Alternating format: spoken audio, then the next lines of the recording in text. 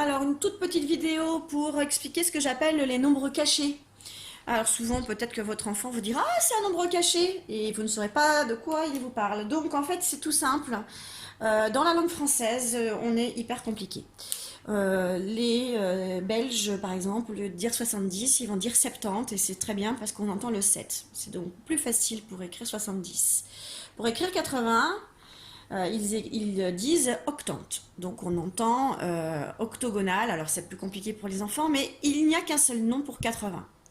Pour 90, ils disent 90. Ça commence comme 9. Donc c'est plus facile pour leur enfant de se rappeler que 90 commence par 9. Nous, 80, c'est un 8 et on entend 4 et 20. 90, c'est pire, on entend 4, on entend 20 et on entend 10. Donc la langue française est assez compliquée. Et en plus, on a les nombres cachés de 11 à 16. Effectivement, dans la langue française, si par exemple je veux écrire 23, et si je sais que 20 ça commence par un 2, bah, c'est assez facile parce que 23, j'écris 20 et 3. Si je veux écrire 18, si je sais que 10 ça commence par un 1, ben, je vais écrire 10, 8. Par contre, on ne dit pas 10, 1. On ne dit pas 10-2, on ne dit pas 10-3, on ne dit pas 10-4, on ne dit pas 10-5, on ne dit pas 10-6.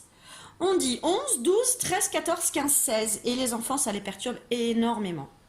Donc, je leur expliquais que c'était des nombres qui étaient cachés. Et je leur ai donné des petites astuces pour essayer de retrouver comment on écrit le 11, comment on écrit le 12, le 13, le 14, le 15 et le 16. Donc, pour le 11, alors à chaque fois que je leur dis un nombre caché, je leur dis que c'est un nombre caché. Et donc, comme je leur dis, ils savent que le nombre caché, il commence par un 1. Donc quand je dis, allez, vous m'écrivez 11, attention, c'est un nombre caché, tout de suite, ils peuvent dire, bon, voilà, c'est sûr, il y a un 1 devant.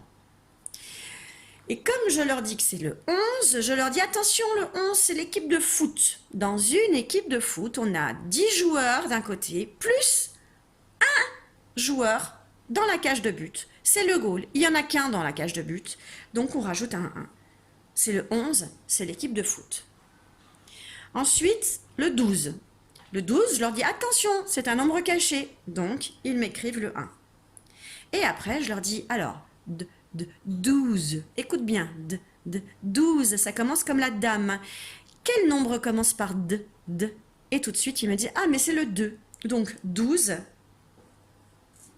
c'est un 1 et un 2. Nombre caché, et on entend d comme 2. 13, bah, c'est pareil. 13, c'est un nombre caché, on met un 1. 13, on entend comme 3. 14, même chose. 14, c'est un nombre caché. Et 14, on entend presque le 4. 14, donc on écrit un 4. On continue avec 15. Alors 15, je leur expliquais que c'était comme ça un petit peu on parlait du rugby. Et que les rugbyman, quand ils sont contents, quand ils ont mis un essai, ils se tapent dans les mains. Ils se font un five. Donc on a 5 doigts de la main. Donc le 15, c'est un nombre caché. Et on se fait un tape de main. Donc on met un 5. Et enfin le 16, alors c'est peut-être celui le plus compliqué parce qu'on va utiliser le mais il y est aussi dans 5.